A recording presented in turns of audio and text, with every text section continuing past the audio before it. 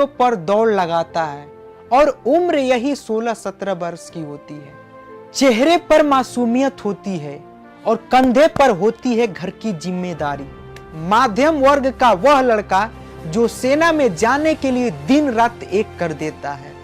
उसके इस एक सपने से घर में बैठी जवान बहन, बूढ़ी माँ और समय के साथ कमजोर होते पिता की ढेरों उम्मीदें ही नहीं जुड़ी होती है, बल्कि जुड़ा होता है एक सच्चे हिंदुस्तानी होने का फर्ज। फौजी बनना कोई मजाक नहीं है। फौजी इस देश की शान और मान है और हमारा अभिमान है। देश सेवा के लिए फौजी हमेशा तत्पर रहते हैं। इन्हें न प्रांत से मतलब है और न ही धर्म से, इन्हें तो मतलब है बस अपने देश से। ऐसे इल्जाम मत लगाओ इन पर, ये सर कटा सकते हैं मगर माँ भारती की दामन पर कोई दाग नहीं लगने देंगे।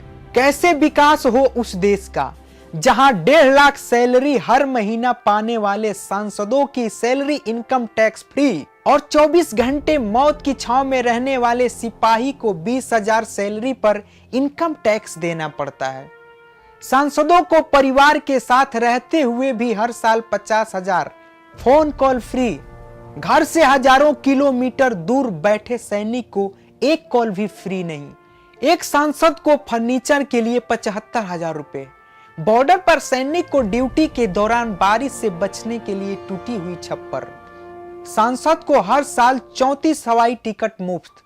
सैनिक ड्यूटी जाते हुए भी अपने पैसे से टिकट लेता है। सांसद को वाहन के लिए 4 लाख का इंटरेस्ट फ्री लोन। एक सैनिक को घर के लिए लोन भी 12.55% दर से मिलता है। और ये सब वहां हो रहा है जहां पूरा देश इस सैनिक की वजह से अपने परिवार के साथ चैन से सोता है। एक बेटी ने अपनी माँ से पूछा, माँ रेडियो पे सुना इंडिया जीत गई, जो खेल रहे थे उन्हें 1 करोड़ रुपया मिला।